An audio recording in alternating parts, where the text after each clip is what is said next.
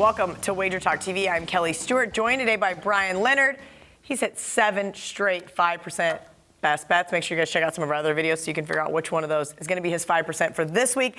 And Ralph Michaels, one of my favorite people. Ralph always has stats for you guys up on Twitter. If you're looking for something, tweet at CalSportsLV, B Leonard Sports on Twitter. You know, I think people watching videos probably don't realize it's Brian with his clean-shaven look now. He looks 20 years younger, so he does have a baby in face case now. they're familiar. Yeah. I just want to know, every time I do a video with you, she always points out you're one of her favorite people. People are going to think she hates me. No, Ralph just really anytime I need trends and angles, Ralph is there for me, and letting all my annoying Twitter followers ask 85,000 questions that I also get tagged in.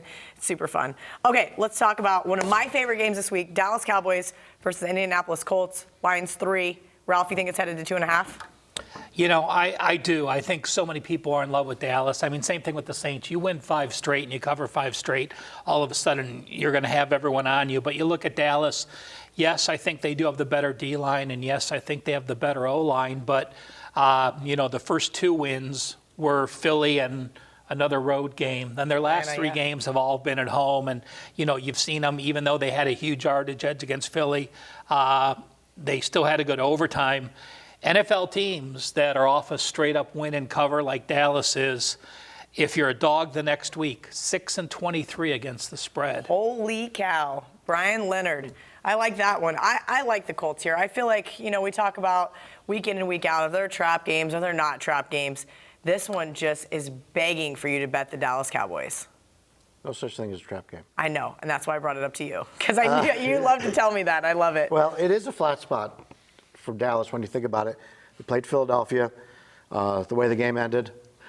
I was on Dallas, and I was like, it was ugly if anybody had Philadelphia. I was never going to take that as a win. I just kept my mouth shut. I was like, I will be very happy to take that win gracefully. That's right. Not enough of those come around, you know. Then before that, as you mentioned, on Thursday they played the New Orleans Saints. The Thursday before that they played Washington, who at the time was ahead of them in the divisional race. Now they got to go outside of the conference. And when you rank, and I've talked about this before, when you rank a team's games, divisional games, conference games, non-conference games.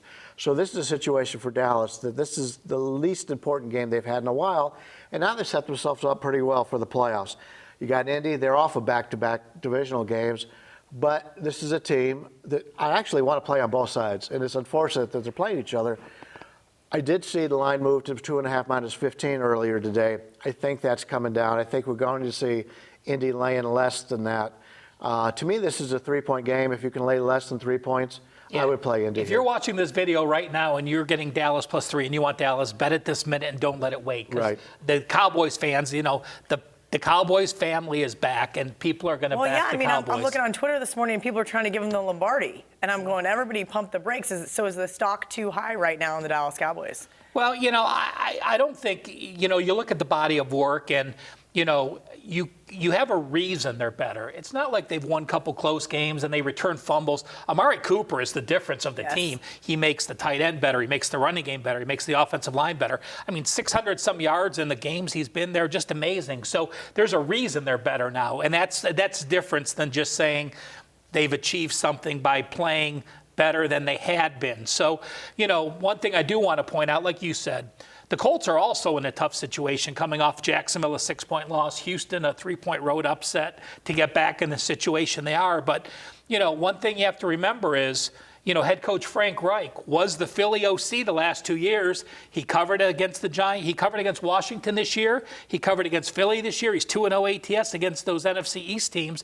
He's playing a team he's very familiar with from the last few years this week. That's a very good point. Brian, you have one last word for our viewers. Yeah, that's a tremendous thing that a lot of people haven't been talking about.